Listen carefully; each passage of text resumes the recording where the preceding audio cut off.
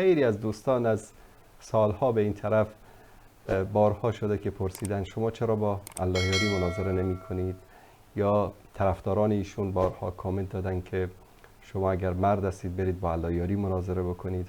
از این حرفا. این مناظره تقریبا حدود 16 سال پیش، شاید تعجب بکنید، 16 سال پیش از طریق تلفن قبل از اینکه اصلا شبکه‌های اهل سنت به وجود بیاد با آقای حسن اللهیاری صورت گرفت و در این مناظره یک تماس تلفنی بود که یک دروغی رو گفته بود و 3 شب پی در پی برنامه گذاشته بود که عمر ابن خطاب رضی الله تعالی عنه خلیفه دوم مسلمانان شایستگی خلافت نداره. چرا؟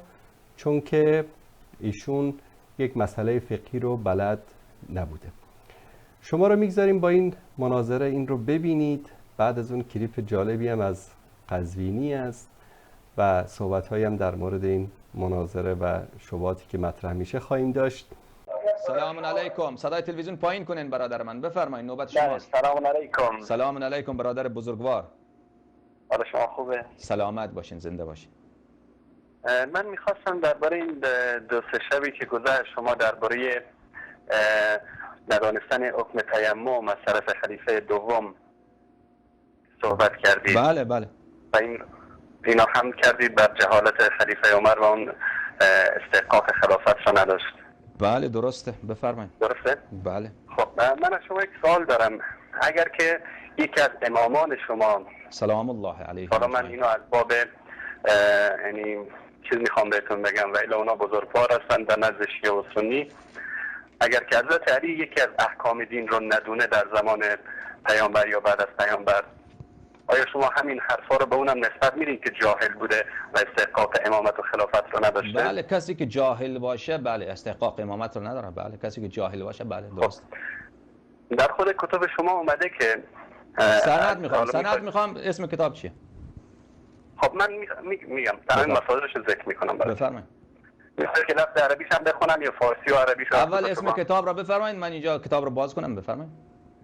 خب الاستبصار طوسی جزء اول صفحه 92 باب 56 جلد 1 صفحه 92. بله درست. صفحه 92 بله. میگه که عن احمد بن محمد عن ابیه عن صفار عن احمد. بله.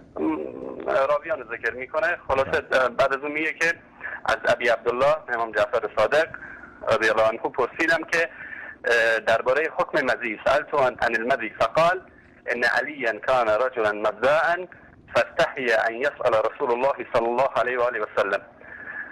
خجالت کشید، حضرت علی مردی بود که همیشه مبتلا به مزی میشد و خجالت کشید از پیامبر بپرسه به خاطر مکانت فاطمه در نزد پیامبر.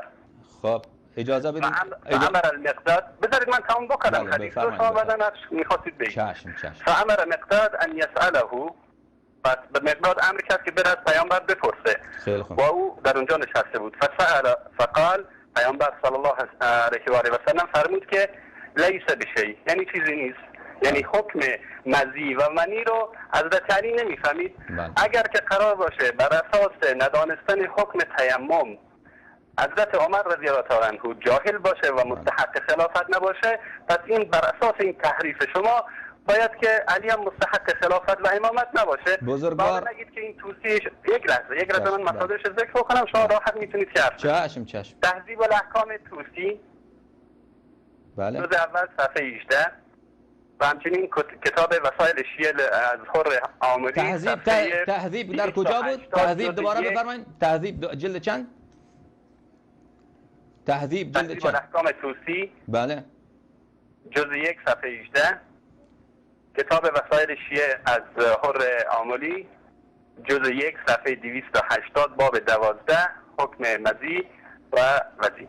این دو در البته شاید طوری که خودتون همیشه میفرمایید چاپ ها فرق بکنه، شماره صفحات فرق بکنه. ببینید اشکال مختلف و طرق مختلف در این کتاب ها ذکر شده. اشکال نداره. اجازه بدین من جواب شما را بدم. من شما اصلا بفرمایید شما حرفتون رو بفرمایید. بعد برادر محترم یک چیز از شما بپرسم. من یک ساعت پشت خطم. شما به راحتی جواب منو بده. من روی چشمان من فقط من میگم که شما برادر محترم، من به شما وقت میدم، یک جوانمردی بکنید، از اینجا فرار نکنید، قطع کرده نرید، تا آخر با من بمانید. نه فرار نمیکنم. آفرین به شما. چشم، حالا صحبت کنید. خب درباره قرآن. نه قرآن صبر. این موضوع دیگریه. اگر موضوع جهل خلیفه اگر دیگر صحبت دارین بفرمایید. موضوع قرآن کریم موضوع مستقله، اون بعداً به اون میپردازیم. این موضوع تمام بشه، موضوع دوم باشه. درباره جهل خلیفه و این مسائل من این صحبتم تمام شد. خیلی بزرگوار برادر عزیز و محترم، اجازه بدید درباره قرآن به شما وقت میدم، من جواب این اشکال شما را بدم، بعد شما ان شاء الله العزیز. آنچه که ما طعن در خلیفه کردیم تنها جهل نبود عزیز من. شما اگر متوجه بشوید ما اینجا طعنی که کردیم این بود عزیز من. حدیث صحیح در صحیح مسلم آمده. کسی آمد پیش جناب عمر ابن الخطاب گفت ما انکار کردیم آقا. اجازه بدین من حرف را بزنم. من ببین به شما اجازه دادم حرف بزنید. قائل به معصوم بودن خلیفه نیستیم. اجازه بدین. درسته عزیز من صحبت کنم. برادرم حرف مرا قطع. من به شما اجازه دادم حرف بزنید. شما دارید صحبت تعریف میکنید آقا. اجازه بدین من حرف بزنم عزیز من اصلا نذاشتید من چیزی بگم. اجازه بدین کلام مرا قطع نکن. من به شما قول میدم به شما وقت زیاد بدم. درسته؟ باش بفهم. حرف حقیر اینه برادر بزرگوار من. کسی آمد پیش خلیفه گفت انی اجنبت فلم اجد ماء فقال لا تصلی. گفت نماز نخوان. طعنه‌هایی که بر جناب خلیفه در دوران حکومتش در اینجا وارد است از چه قراره اون را بیان میکنم. بعد این حدیثی را که شما خواندید او را هم من اینجا خدمت شما دوستان عزیز بیان میکنم، جواب او را میدم. اول طعنها را خوب متوجه بشو. طعن اول که متوجه جناب خلیفه هست که خلاف قرآن کریم فتوا داد، گفت نماز نخوان. برادر محترم عزیز من، یک وقت انسان یک حکم را نمیداند. میگم ندانستم، خب نمیدانم، از یک کسی میپرسم. این خود این ندانستن عیبه، انسان باید یاد بگیره. این خب خیلی واضح و روشنه. و کسی که احکام شرع را نمیداند او مستحق خلافت قطعا نیست. کسی که بیاید در خلاف حکم صریح قرآن کریم فَإِن لَمْ تَجِدُوا مَاءً فَتَيَمَّمُوا صَعِيدًا طَيِّبًا فتوا بدهد به حکم قرآن کریم، میدانی حکم او چیست؟ فَمَنْ لَمْ يَحْكُمْ بِمَا أَنزَلَ اللَّهُ فَأُولَئِكَ هُمُ الْكَافِرُونَ فَمَنْ لَمْ يَحْكُمْ بِمَا أَنزَلَ اللَّهُ فَأُولَئِكَ هُمُ الظَّالِمُونَ فَمَنْ لَمْ يَحْكُمْ بِمَا أَنزَلَ اللَّهُ فَأُولَئِكَ هُمُ الْفَاسِقُونَ. به حکم این حدیث صحیح در صحیح مسلم و به حکم قرآن کریم، این که عمر خلاف قرآن فتوا داد، امیرالمومنین علیه السلام اینجا فتوا نداد، مسئله ای را نمیدانست، از پیغمبر اکرم حیا کرد، عمار را فرستاد گفتی بپرس، اشکالی نداره، پرسیدن اشکالی نداره. کسی ما میگم امیرالمومنین علیه السلام شاگرد رسول خداست و در نهایت حیا بود، کسی را فرستاد یاد بگیره از رسول خدا. هیچ خلاف قرآن کریم فتوا دادن کفر عزیز من. یا قرآن را منکر بشه، بگو قرآن این نیست. اگر قرآن را قبول دادی و عمر خلاف قرآن کریم فتوا داده، پس این را هم قبول بکن که جناب عمر مرتکب کفر. اجازه بده حرفم تمام نشده سرور من حرف من تمام نشده. اجازه بده سرور من صحبتم تمام بشه. به شما وقت زیاد میدم، وعده دادم به شما عزیز من. پس طبق این آیه شریفه جناب عمر کافر، فاسق، فاجر، کافر و فاسق و فاجر چطور میتونه وصی خاتم الانبیا باشه؟ این را جوابشو به من بدین. این یک اشکال دیگر که بر جناب عمر بن الخطاب وارد برادر محترم اینه که همونجا عمار ابن یاسر بهش گفت اما تذکر یا امیر المؤمنین، ای خلیفه به یادت نیست در زمان رسول خدا ما در یک سریه رفتیم، هر دو جنوب شدیم، اونجا آب پیدا نشد، من خودم را در خاک غلطاندم، نماز خواندم، تو همونجا هم نماز نخواندی. پیش پیغمبر وقتی برگشتیم پیغمبر را گفتم من اینجوری تیمم، گفت تیممت اشتباه بود، تیمم باید دو دست تا به زمین میزدی، پف میکردی، بعد به صورت، بعد به دو دست میزدی، تیمم این بود و این کافی بود. پیغمبر به او یاد داده بوده کسی که اینقدر غبی باشه، کسی که اینقدر بی استعداد باشه که تیمم را یک بار آیه قرآن واضح و روشن، بعد هم خودش خب در مسجد این هم مردم میان مسئله میگوین اینو باید یاد میگرفت. بعد هم رسول خدا قبلا به او یاد داده، باز هم یاد نگرفته. او چطور میتونه او خلیفه مسلمین باشه؟ این یک. اما این چیز را که شما فرمودین درباره امیرالمؤمنین صلوات الله علیه، خب حیا داره از پیغمبر اکرم و از او در مقابلش نپرسیده، کسی دیگر را گفته. شما از رسول الله صلی الله علیه و آله و سلم بپرسید. هم به دیگران یاد داده که از رسول اکرم باید حیا بکنید و هم حیای خود را نشان داده. و در دین پرسیدن حکم هیچ اشکالی نداره. ما گفتیم امیرالمومنین تمام علومش از رسول اکرم، اگر از او یاد گرفته هیچ اشکالی نداره و اینجا جهل نیست، چون عین علم. اونجا که عمر بن الخطاب خلاف قرآن فتوا داده کفر عزیز من، اینجا مسئله ای را نمیدانسته، پرسیده این کجاش اشکال داره، در کدام کتاب اشکال داره. اصلا وظیفه هر مسلمان اینه. امیرالمومنین علیه الصلاه و السلام که اول المؤمنین و اول مسلمان ها هست، باید از رسول اکرم صلی الله علیه و آله و سلم بپرسه و حکمش را یاد بگیرد و همه احکام او از رسول اکرم. اما این خلیفه شما هست که در بی حیایی در حدی بود عزیز من. صحیح بخاری حدیث در اونجا هست. این سوال اجازه بده عزیز من، برنامه تمام نشده، اجازه بده. و این سوال کردن امیرالمومنین از رسول خدا عین ایمان، این ادب امیرالمومنین از رسول خدا عین ایمان. و این برادر محترم بی حیایی عمر و ابوبکر نسبت به رسول خدا که صدای خدا پیش رسول الله بلند کردن و این ندانستن حکم وجوب تیمم و خلاف قرآن کریم فتوا دادن، این عین کفر و صریح فسق و صریح ظلم که لا ینال عهد الظالمین، که عهد خداوند متعال به فاسق و فاجر و ظالم نمیرسد، لذا استحقاق خلافت ندارد. جواب دادم. حالا شما به من بفرمایید که آیا شما که من اینجا کفر ابو عمر را ثابت کردم و من خدمت شما فاجر بودن او را ثابت کردم، فاسق بودن و ظالم بودن او را ثابت کردم، شما رد کنید. بفرمایید. خب یک لحظه، شما فرمودید که خلیفه گفت که به غیر ما انزل الله حکم کرد پس کافر شد. خدا گفته، خلیفه نگفته، قرآن گفته فمن لم يحكم بما انزل الله فاولئک هم الکافرون. خدا نگفته که خلیفه کافر شد. این برداشت شما از آیات قرآن. خب بذارید الان من نه اجازه بدید، اجازه سرور من. خلاف قرآن گفته نماز نخوان. این نماز نخواندن خلاف قرآن هست، یعنی چی گونه فتوایی است؟ خب بده من دلیل بگم. بفرما. شما نمیذارید من دلیل بگم. نوی چشمانم بفرما دلیل. خب درسته، این آیه به سر چشم ما قبول داریم این آیه رو، درسته. در قرآن این آیه هر کس که به غیر ما انزل الله حکم بده کافره. این در سوره مائده آیه 44، سوره مائده آیه 45، سوره مائده آیه 47. بله. فاسق ظالم کافر هر سه. بله. و خلیفه در صحیح مسلم خلاف قرآن کریم فتوا داده. حالا جواب شما چیه؟ این حدیث رو در یک لحظه ما قبول داریم. در این مسئله خلیفه این مسئله رو متوجه نبود یا نمیدانست، فتوای اشتباهی داد. مسئله چی مسئله بود؟ مسئله رو تکرار کن. مسئله چیه؟ مسئله تیمم رو شما سانسور میکنی، ادامه حدیث من گوش میکنم که بعداً شاهد اومد قبول کرد و این حکم رو تا آخر که پافشاری نکرد بر حرف خودش. اتفاقا در همین حدیثه که وقتی عمار بهش گفت، عمار را ترعیب کرد و ترهیب کرد و تهدید کرد، گفت اتق الله یا عمار، آبوی مرا عمار نبر. این متن دیگر در همین حدیثه. قبول نکرد، به عمار تهدید کرد، گفت از چرا از خدا نمیترسی عمار ترسید، گفت ان شئت لم احدث به، اگر میخوای من روایت نمیکنم. این هم در همین حدیث داره. کجا تسلیم شد عزیز من؟ کجا تسلیم شد؟ عمر قبول کرد. ادامه حدیث رو چرا نمیخونید شما؟ گفتم قبول بخواست عزیز من، کسی اولا برادر محترم عرض کردم خدمت شما، تهدید کرد عمار را. من از شما یک سوال میکنم، یک لحظه. نه شما بفرما. به من که من صحبت میکنم. چشم بفرما عزیزم. ببین شما الان همه قرآن رو حفظ نیستی، همه احکام دین رو نمیدونی، منم نمیدونم. خیلی همین الان شما اختلاف داشتی با آقای زنجانی که علمش خیلی از شما بالاتره، درسته یا نه؟ بله.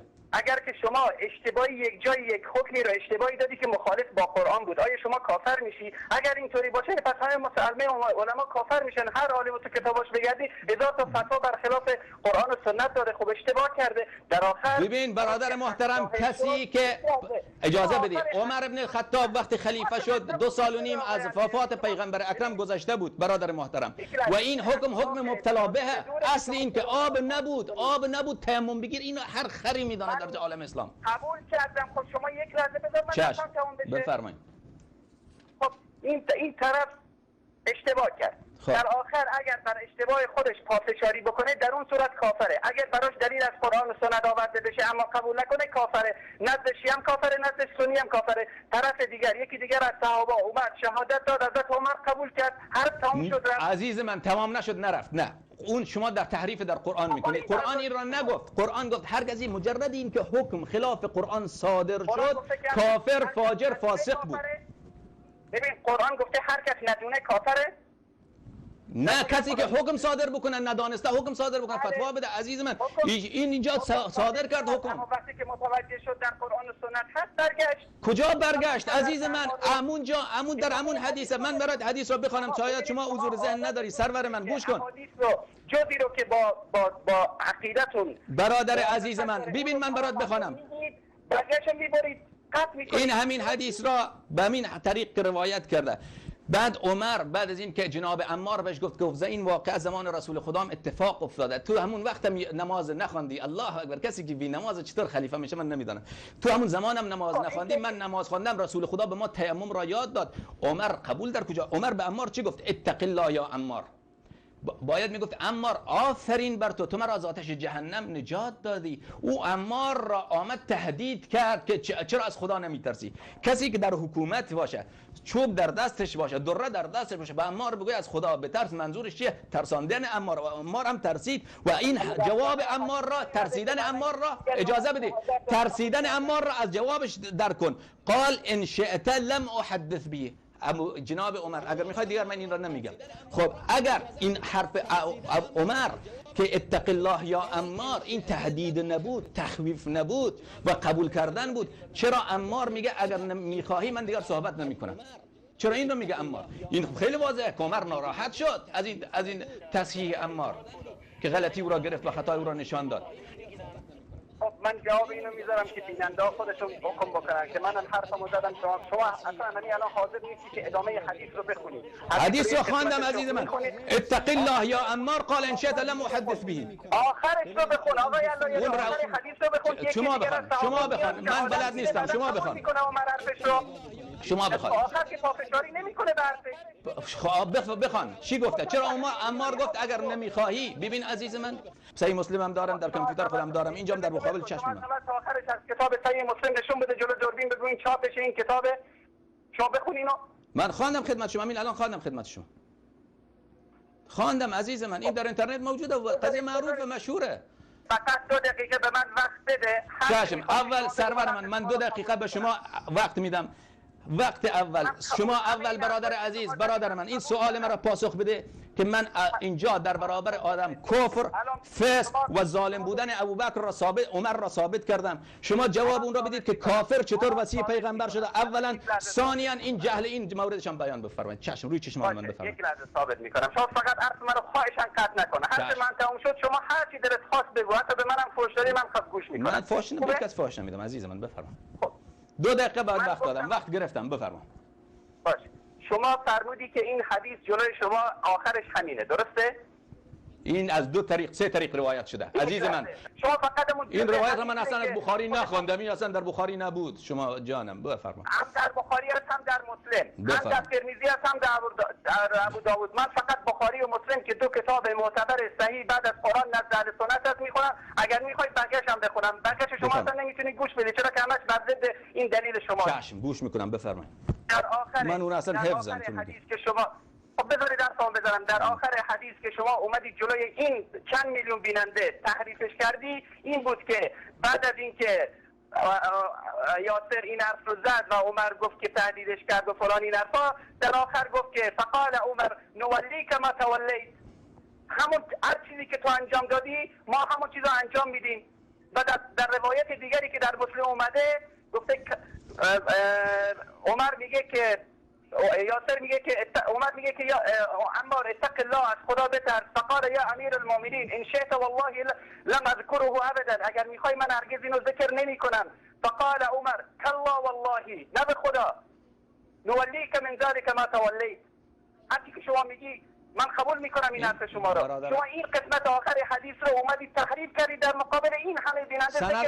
سندش رو بخوان میدانیم برادر. این حدیث را که من خواندم اشکال نداره عزیز من. ببین شما میگید که در آخر عمر اعتراف به جهل خود کرد. این مشکل شما را حل نمیکنه عزیز من، سرور من. آنچه مهمه قرآن فرمود هل یستوی الذین یعلمون.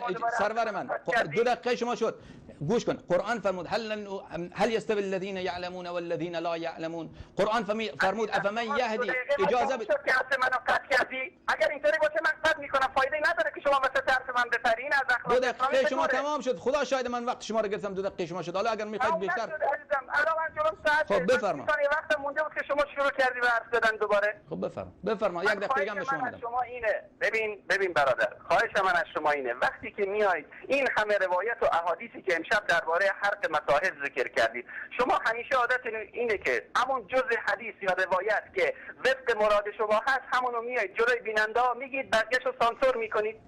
بله تمام شد حرف شما سرور من. برادر عزیز حالا 2 دقیقه شما کامل شد؟ اجازه میتونم من صحبت کنم؟ 2 دقیقه من الان تموم شد. خیلی بسیار عالی. بسیار عالی عزیز من. این حدیثی که شما فرمودین که در آخر به او بعد از تهدید و اینها بهش گفت نه شما اشکال ندارین حرف را بزن. خب این هم آمده، من قبل نمیگم، من خودم خواندم لنولینک ما تولیت. من اینجا دوستان دیدن که من عربیش را خواندم. اما اجازه بدین عزیز من، اجازه بدین. اما این نفعی به حال شما نداره سرور من. هل یستوی الذین یعلمون والذین لا یعلمون. کسی که میداند و کسی که جاهل با هم برابره؟ شما به من بگو با هم مساویه؟ خب بگم جواب تو. بله جاهل و عالم با هم مساویه؟ الان شما الان بهت میگم بگو. در قضیه الان حرق مصاحف شما جاهلید یا آقای زنجانی؟ کدومتون جاهلید؟ عزیز من اشکال نداره. ببین ما بحث ما روی این مسئله از من اگر میپرسید در این مسئله که امروز مطرح بود، من خیلی به مراتب معلوماتم بیشتره. حق میخواید معلومات من در این مسئله احراق مصاحف به مراتب از آقای زنجانی بیشتره. اون اگر حق میخواید اینو من بگم. جان جاهله برادر محترم اجازه بده روی آقای زنجانی نبرید. من از شما پرسیدم قرآن میفرماید که جاهل و عالم با هم برابر مساوی یا نه؟ برابر نیستن. اجازه بده سرور من عزیز من. پس عالم یرفع الله الذین آمنوا درجات، یرفع الله الذین آمنوا و اوتوا العلم درجات. کسانی که خداوند متعال به اونها علم داده درجات اونها خیلی بلنده. درسته؟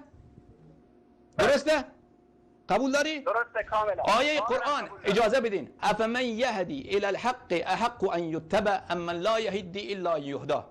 کسی که او هدایت شده هست او سزاوار پیروی کردنه یا کسی که خودش احتیاج داره کسی او را راه نشان بده، کسی او را هدایت بکنه؟ کدام اینها سزاوار پیروی کردنه عزیز من؟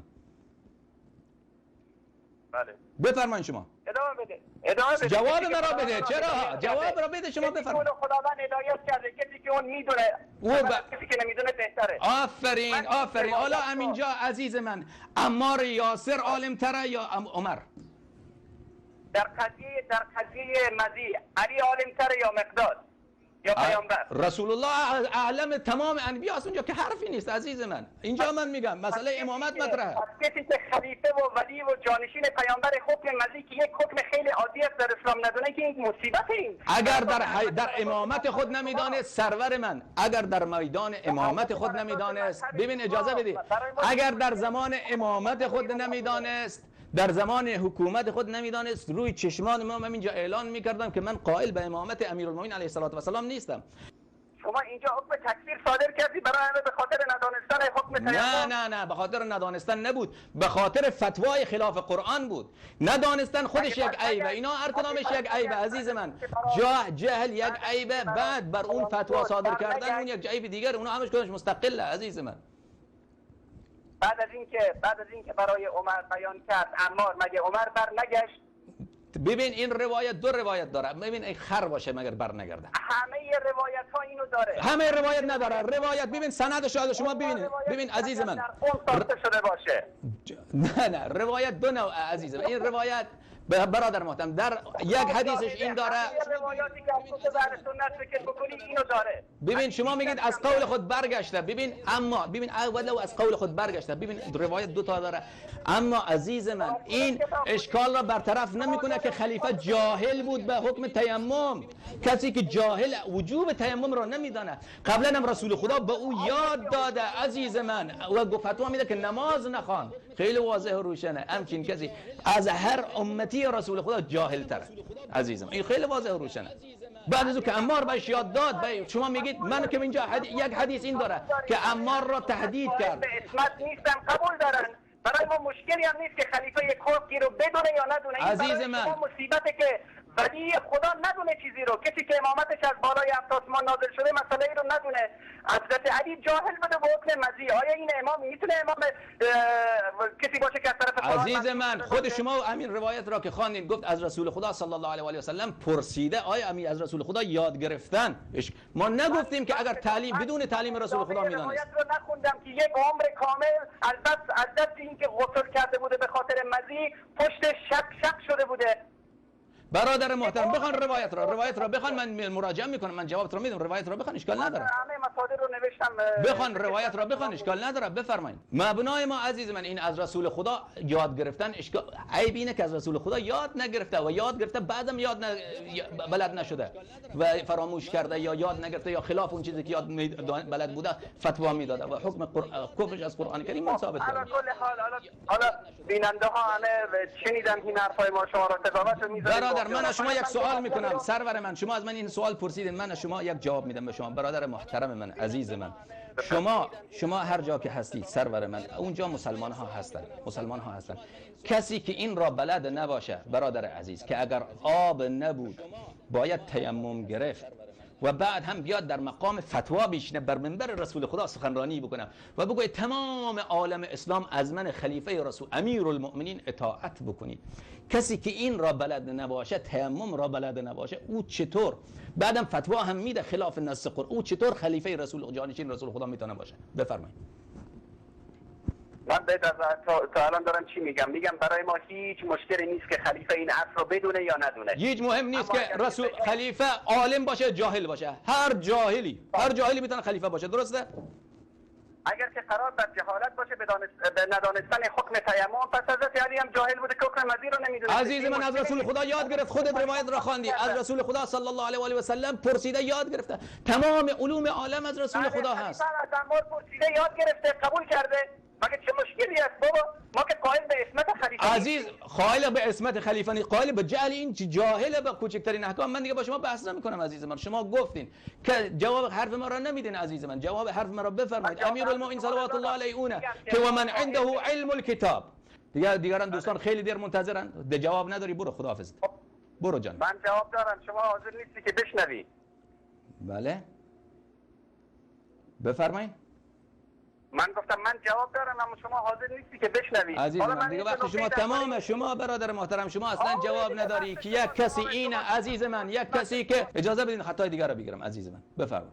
باشه، من اگر که دو کلمه درباره دروغ‌هایی که امشب درباره احراق مصاحف گفتی اگر میخوای ذکر بکنم، اگر نمیخوای که خدا چاش. نه بفرمایید.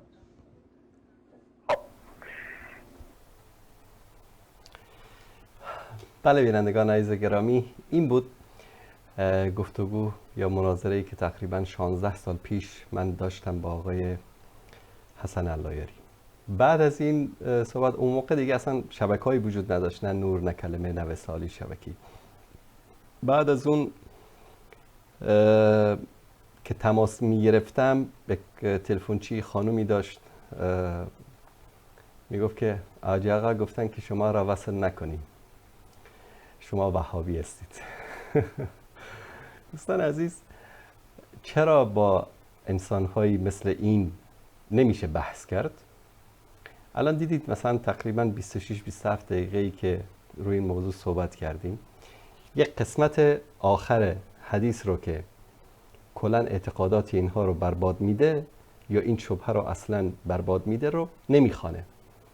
بعد دیگه شروع میکنه که این کافر است، که فاسق است، که جاهل است، که شروع میکنه به فحش دادن، توهین کردن، اهانت کردن. و دقیقا همین روش رو آیت الله قزوینی هم داره، منتها اون یک کمی با ادبتر و این بی ادبتر.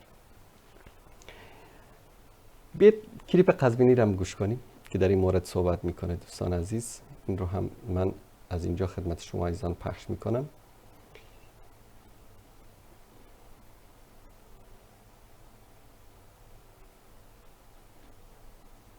این سوال رو من دارم، توهینم نیست، صحیح مسلم آورده دیگه، چرا کنید؟ برای شما عرض کنم کسی آمد این رجلا اتا عمر فقال اینی اجنبت. کسی آمد گفت که جناب خلیفه من جنوب شدم، محتلم شدم، فلم اجد ماء، آب پیدا نکردم غسل کنم، فقال لا تصلی، نماز نخوان. عمار اونجا بود، برگشت گفت که امیرالمومنین من با شما در یه جنگی بودیم در رکاب پیغمبر، من محتلم شدم شما محتلم شده بودی. بله، بعد خلاصه شما نماز نخواندی ولی من خودم رو غلطاندم و خاک و نماز خواندم. بعد پیغمبر اکرم فرمود که خلاصه نه کسی قصد جنابت هم داشته باشه نباید نمازش ترک کنه. عمر برگشت اتق الله یا عمار، خجالت بکش، این حرف جای دیگه هم نزنی ها. میکنه خجالت بکش، این حرفا رو جای دیگه نزنی، اصلا اینا نیومده در حدیث. حالا من حدیث و نصشو نشون میدم. این خباست این منتها این یک کمی با ادبتر، اون بی ادبتر، فقط یعنی دو روی یک سکه هستن این دو نفر. اصلا من کاری به عمار ندارم. این روایت صحیح مسلمه، جناب خلیفه دوم با احترام نام میبریم، میگه آقا اگر جنوب شده تا غسل نکرده نماز نخوانید. تکلیف نداری یه جوری. تکلیف نداری. خب ببینید قرآن سوره نساء آیه 43، اصلا من روایت هم نمیخوام جز کنیم، قرآن دقیقا همون خباستی رو کرد که حسن اللهیاری انجام داد، ادامه روایت رو نخوند. چون ادامه روایت رو بخونه دیگه این شبهشون اصلا ارزشی نداره، ادامه رو نمیخونه، فقط تا همونجا اتق الله یا عمار، بعد از اون شروع میکنن به فحش دادن. میگه او لامستم النساء ولم تجدوا ماء، شما اشتباه میخونه ولم تجدوا ماء فلن تجدوا ماء، جنوب شدید، غسل جنابت به گردنتون اومد، آب پیدا نکردید، فتیمموا صعیدا طیبا، تیمم کنید نماز بخونید. این آیه قرآنه. خب این آقا که میاد میگه الحق مع عمر حیث دار یا حیث کان، خب ایشون اینجا فرمان داده، امر کرده اگر کسی غسلی به گردنش آمد. ببین میگه فرمان داده، امر کرده. دوستان عزیز، این خباست این دوتا رو میبینید؟ یک کسی اومده یک سوالی کرده، حضرت عمر یک جوابی داده، عمار اونجا بوده، بعد گفته که یا امیرالمومنین یک وقتی هم اینطور اتفاق افتاده بود، پیش رسول الله رفتیم پرسیدیم، اینطوری جواب دادن که حالا حدیث رو من براتون میارم. بعد میگه این نشسته فتوا داده، فرمان داده. بعد شروع میکنن دیگه این خیلی فحشای با ادب، البته در تکفیر و توهین و لعن هر دو تاشون از یک مذهبن، هیچ فرقی هم ندارن. نباید بخواند. خب مردم چکار کنن؟ قرآن میگه غسل به گردنتون آمد بیاید تیمم کنید، جناب خلیفه میگه غسل به گردنتون آمد نماز نخوانید تا برید غسل کنید. کدامش مردم قبول کنن؟ قرآن حقه یا الحق مع عمر درسته؟ کدامش انتخاب کنیم ما؟ ببینید این سوال. بله دوستان. خب الان این دوتا رو دیدید، بریم سری بزنیم اصلا به روایت صحیح مسلم که این قضیه از چه قرار است. دوستان عزیز اگر این صفحه رو نشون بدن، این روایت صحیح مسلم است، روایت 368. میگه که انا رجلا اتى عمر فقال اینی اجنبت فلم اجد ماء فقال لا تسلی. لا تسلی در اینجا به معنی اینه که هرگز نماز نخوان، یعنی تا وقتی که آب پیدا نکردی نماز نخوان. آب پیدا کردی، غسل کردی، چون در اون موقع احکام داشت نازل می شد و یک انسان جامع الکمالات نیست، صحابه معصوم نیستن. برداشت ایشون از آیه قرآن این بود که یا ایها الذین آمنو، دوستان عزیز اگر نشون بدن در سوره نساء آیه 43، یا ایها الذین آمنوا لا تقربوا الصلاة وانتم سکارى حتی تعلموا ما تقولون ولا جنبا الا عابر السبیل حتی تغتسلوا. برداشتیشون از ابتدای این آیه، اجتهاد سیدنا عمر این بود که کسی که به اصطلاح جنوب میشه، حالت احتلام بهش دست میده، نماز نخونه، چون در اینجا میگه لا تقربوا الصلاة، نماز نخوانه، به نماز نزدیک نشوه، حتی تغتسلوا، تا وقتی که غسل بکنه. آیه دیگرش هم که در سوره مائده است، آیه 6، اینجا میگه یا ایها الذین آمنوا اذا قمتم من الصلاة فاغسلوا وجوهکم وایدیکم الى المرافق وامسحوا برؤوسکم وارجلکم الى الكعبین وان کنتم جنبا فطهروا. اگر که جنوب بودید چیکار بکنید؟ غسل بکنید. فطهروا در اینجا به معنی غسل کردن است. و ان کنتم مرضى او على سفر او جاء احد منكم من الغائط او لامستم النساء فلم تجدوا ماء فتيمموا. در اینجا یعنی مثل یک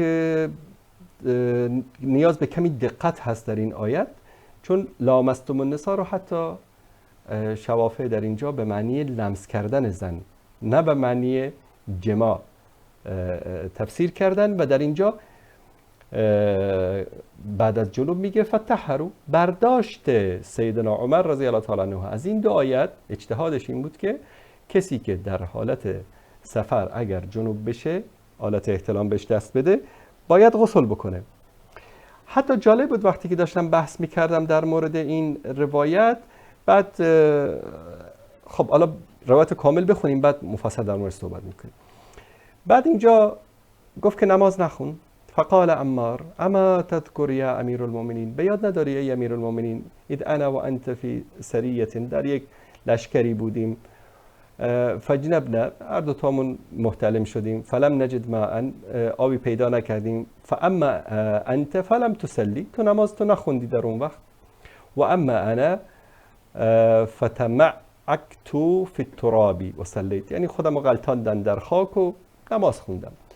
فقال النبی صلی الله علیه و سلم، پیامبر صلی الله علیه و سلم فرمودن انما کان یکفیک ان تضرب یدک الارض، کافی بود که دستات رو زمین بزنی، ثم تنفخ ثم تمسح بها وجهك، صورتتو مسح بکنی، طریق تیمم، و کفیک. فقال عمر اتق الله یا عمار، یعنی این استفهام انکاری است، از خدا بترس عمار، یعنی واقعا همچین چیزی اتفاق افتاده؟ بابا جان انسانه، فراموش کرده. قال این شئت لم احدث به، اگر دوست داری امیر المؤمنین اصلا در این مورد صحبت نمی کنم.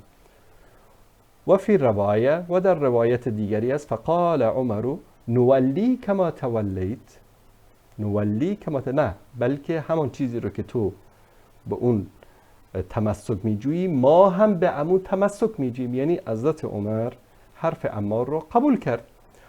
و فی الروايه، و در روایت دیگر، ان رجلا اتى عمر فقال اني اجنبت فلم اجد ماء وساق الحديث وزاد فيه فقال عمر يا امير المؤمنين ان شئت لما جعل الله علی من حقك لا احدث به احدا. عمار گفت در روایت دیگر میگه که عمار گفت یا امیر المؤمنین، به خاطر حقی که خداوند یعنی برگردن ما گذاشته در مورد تو، اگر میخوای این رو هرگز دیگه ذکر نمی کنم.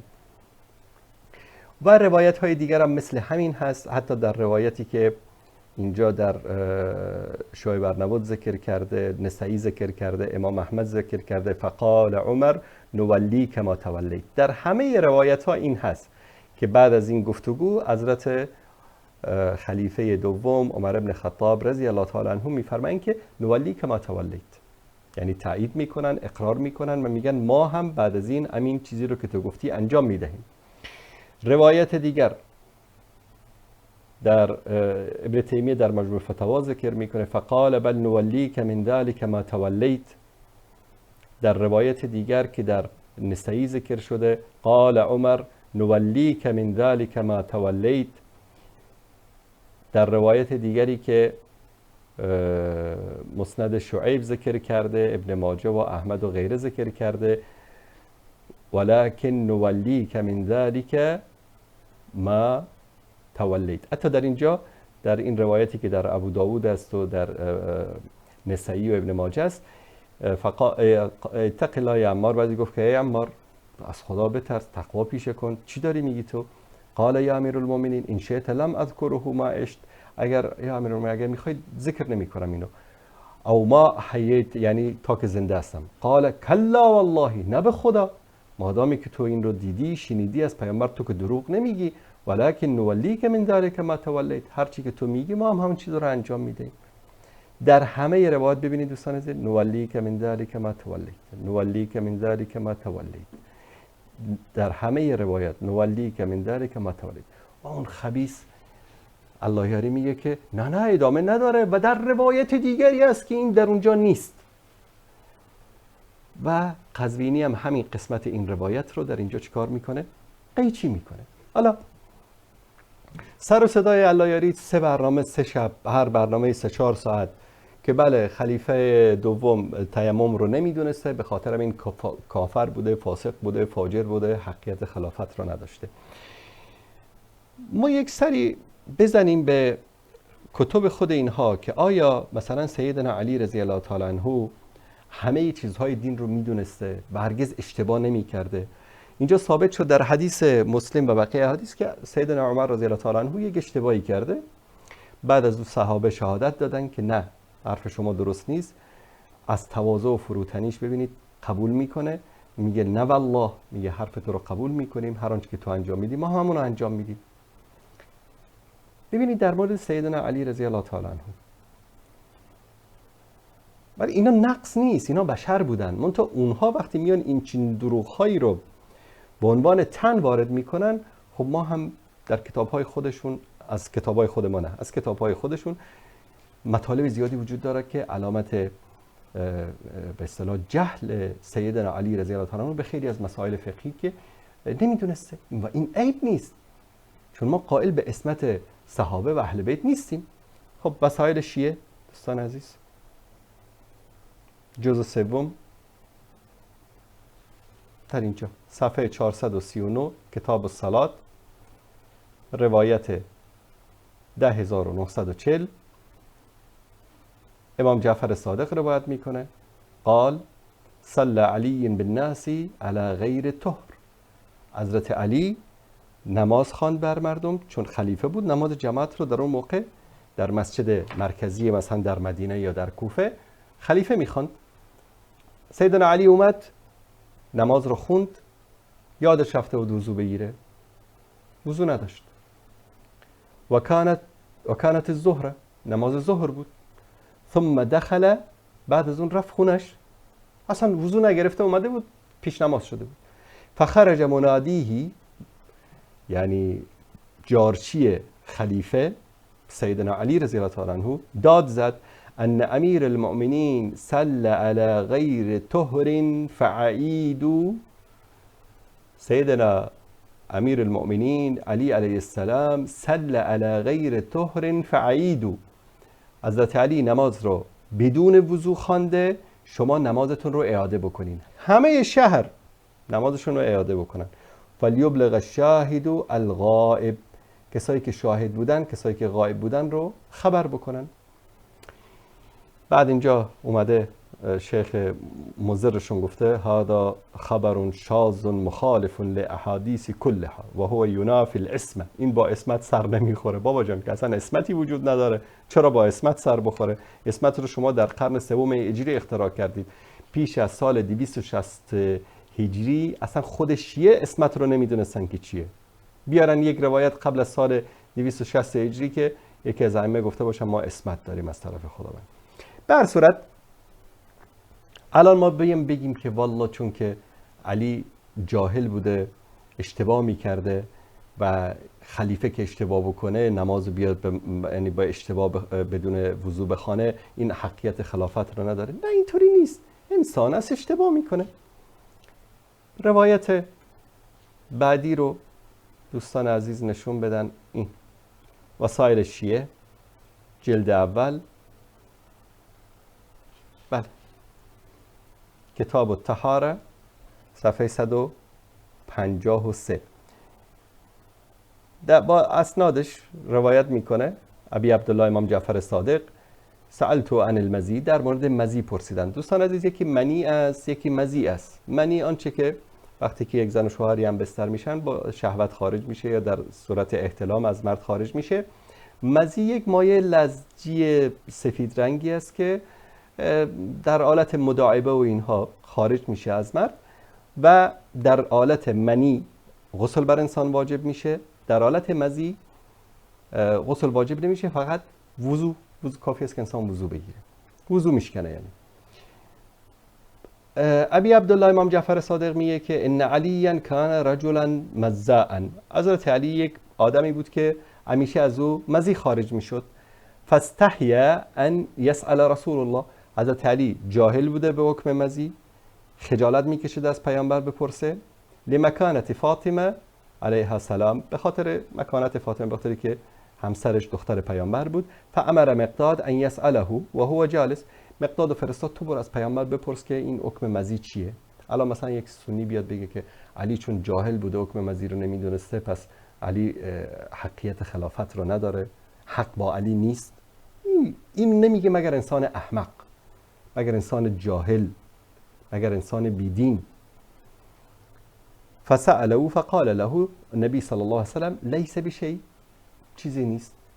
در روایت دیگری میگه که از بس سیدنا علی، یعنی هر بار که مزی خارج میشده ازش میرفته غسل میگرفته، میگه این پوستش ترک برداشته بود، خاصا در زمستان.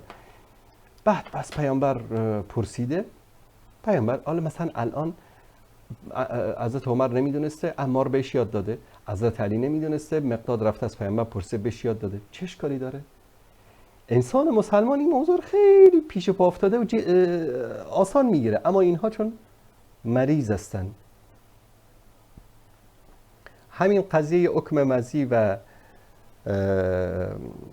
به اصطلاح نماز بی وضو در استفسارم اومده از شیخ طوسی در کتاب الطهاره صفحه 55. بله، اینجا هر دو روایت در اینجا هم ذکر شده. تشکر میکنم دوستان.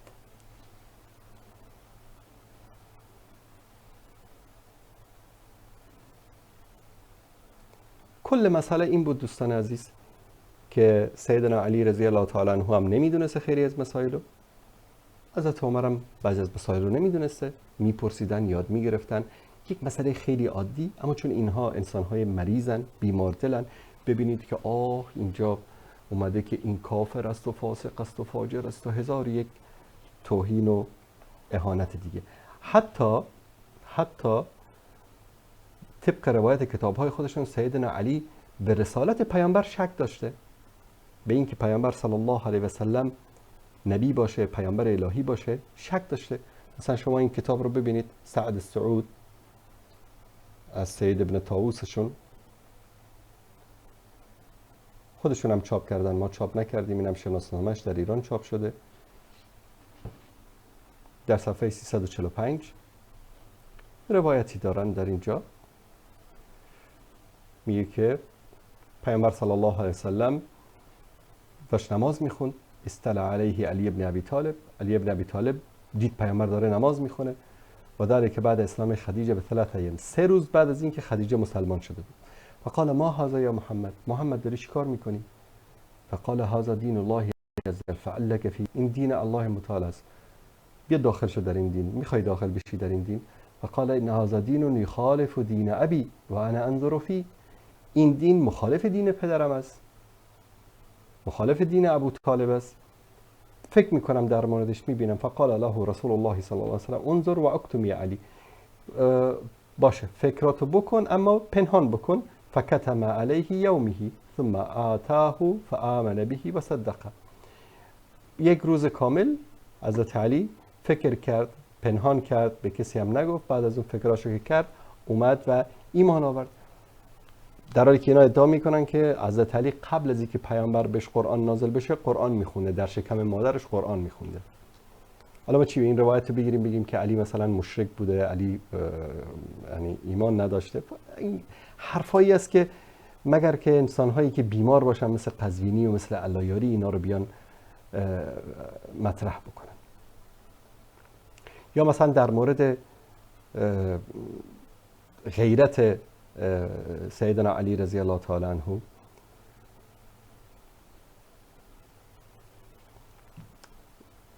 روایت است که واقعا انسان خجالت میکشه این رو بخونم و متاسفانه این آخوندهای بدبخت در کتابهای خودشون گذاشتن و این روایت رو ببینید دوستان عزیز، بهار الانوار هست در جلد 22 میبخشید در جلد 43 روایت طولانی است، صفحه 42 بهار الانوار جلد 43. در اینجا این رو من قصداً این روایت رو اینجا مجبورم بخونم چون که یکی از اینها اومده بود توهین کرده بود با ام المؤمنین عایشه صدیقه رضی الله تعالی عنها که نمیدونم مردها میرفتن و در خانه ایشان جنوب میشدن. یک روایت که اصلا موضوع چیز دیگری است، قبلا در موردش صحبت کردیم. بعد اینا اینو میارن یک طوری به اصطلاح جنسی، همونطور افکار منحرف خودشون اونطوری مطرح میکنن.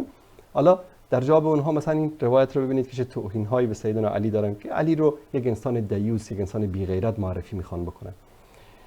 یک روز بعد از وفات پیامبر صلی الله علیه و سلم، سلمان داشت در خیابون میگشتم اینطور در مدینه، فلقی علی ابن ابی طالب، علی ابن ابی طالب باش روبرو شد، ابن عم رسول الله صلی الله علیه و فقال علی یا سلمان جفوتنا بعد رسول الله، سلمان تو بی‌وفایی کردی به ما بعد از وفات پیامبر صلی الله علیه و سلم. فقلت حبیبی ابوالحسن، دوست من حبیب من ابوالحسن، مثلكم لا یشفى غیر ان حضنی علی رسول الله تعالی فهو الذی منعنی من زیارتکم.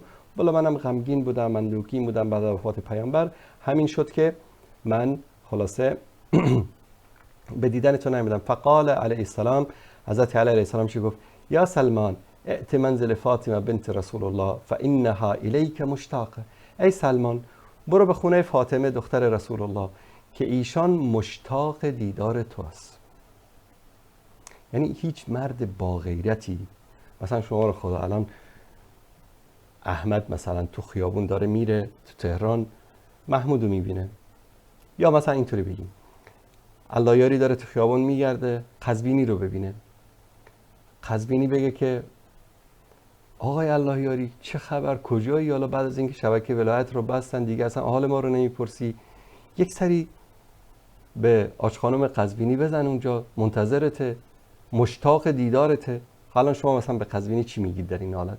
یک سال دیوس، یک مرد غریبه رو میفرسته خونه پیش زنش هم تنها. و در اون مقام یعنی فاطمه رضی الله تعالی عنها دختر 18 19 ساله‌ای است. یعنی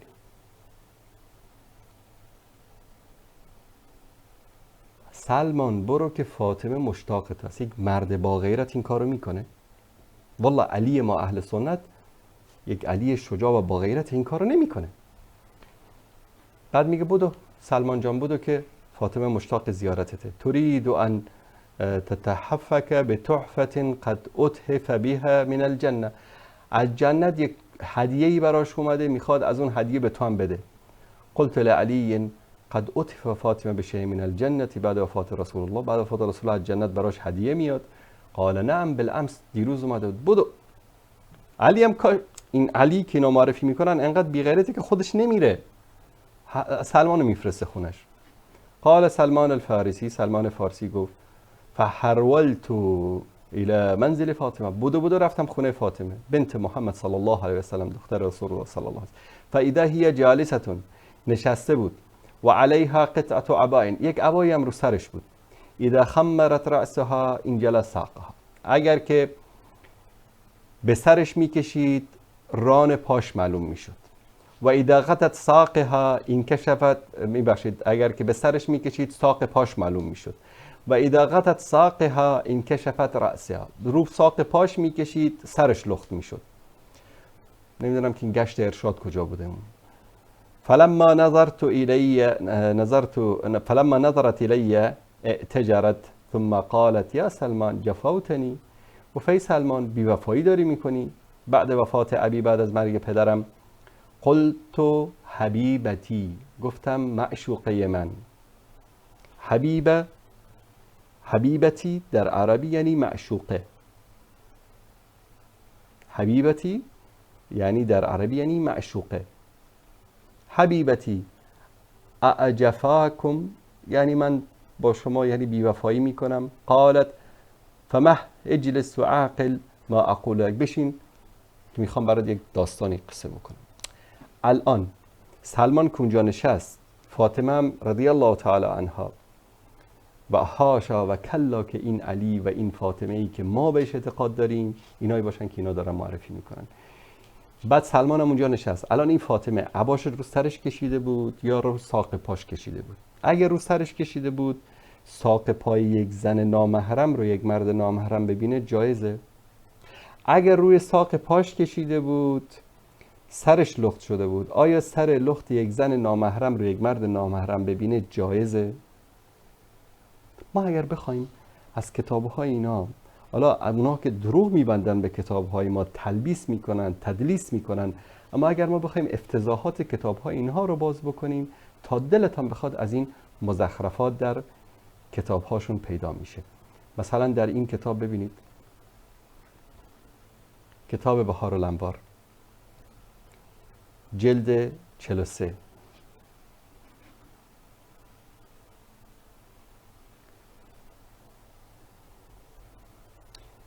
میگه روایت هست که علی استقرض من یهودی شعیرا.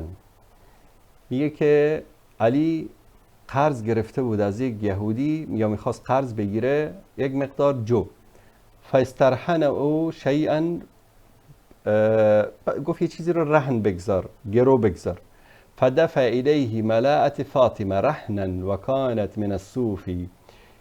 به اصطلاح اون رو انداز به اصطلاح یا ملافه بگیم، اون رو از مال فاطمه رو برد پیش یهودی. چی کارش کرد؟ بهش گرو گذاشت. و وضعها فی بیتی فلما كانت لیله دخلت زوجته البيت الذي فيه الملاءة بشغل فرعت نورا ساطحا فی البيت. دید که یک نوری در خانه چی است؟ این از اون به اصطلاح ملائه فاطمه است. الان این ملائه یا ملافه، من این رو خیلی خواستم با ادب این رو چیز کنم، اما ببینید که ملائه رو خود اینها چه ترجمه کردن. الملاءه بالضم الملاءه به اصطلاح و المد الازار و ربط شلوار. یعنی حضرت علی رفته از یک یهودی جو خریده، در مقابل شلوار زنش رو برده چیکار کرده؟ گرو گذاشته. عقلتون قبول میکنه این رو؟ اینو تو کتابای این هاست. حضرت علی رفته از خانه یک یهودی جو خریده، پول نداشته، همون علی که میگن انگشترش رو به گدا داده. خانت آباد، یعنی به قول افغان ها تو که پول نداری، تو انگشترت چرا مثلا میدی به گدا؟ انگشترت برو گرو بگذار. چرا شلوار خانمتو میبری گرو میگذاری به خاطر یک مشت جو؟ من یعنی از ادب گفتم ملاعه رو به اینجا بگیم ملافه، مثلا اشتباه ترجمه کردم. اما خود این بیشرفا چه ترجمه کردن؟ الملاعه بالضم والمد الایزار. ایزار، الان در افغانستان هم هنوز مردم میگن ایزار. ایزار یعنی شلوار. ازار در عربی یعنی شلوار. شلوار خانمشو برده پیش یک یهودی گرو گذاشته تا یک مشت جو بگیره. یک مرد با غیرت این کارو میکنه. تعجب میکنیم، یعنی سبحان الله اینا این چیزا رو دارن و بعد از اون میان. یا مثلا شما ببینید در این کتاب بهار الانوار در صفحه 20 جلد 43 حضرت علی تو خونه نیست، سلمان میره در خونه علی و در اونجا چیکار میکنه؟ گندم آرد میکنه برای فاطمه رضی الله تعالی عنها. یعنی این نمیخوام این روایت ها رو بخونم از بس که این روایت های اینها بوی گند و کثافت رافضیگری در روایت ها اینو به اندازه‌ای بی حیا هستن که به اون اندازه‌ای که به اصحاب رسول الله صلی الله علیه و سلم توهین میکنن، به اهل بیت رسول الله صلی الله علیه و سلم عین توهین ها رو در کتاب هاشون دارن که تا دلتون بخواد از اینها هست. اما والله و بالله و تالله به خاطر محبتی که به فاطمه زهرا سیدة النساء العالمین و امیر مؤمنان علی ابن ابی طالب رضی الله تعالی عنهما داریم و به اهل بیت رسول الله صلی الله علیه و سلم که محبتشان جزء ایمان ماست، نمیخوام اینها رو بقیه روایت ها رو ذکر بکنم، اما از این بدترش هم وجود داره در کتاب های اینها. ما روایت هایی که به اصطلاح واضح و صریح اینها رو میاریم و اینها رو ببینید که با چه خباثتی به خاطر که توهین بکنن به اصحاب رسول الله و اونها رو تکفیر بکنن و توهین بکنن به اونها، روایت ها رو قطع و برید میکنن، بعد از اون شروع میکنن به توهین کردن و اهانت کردن.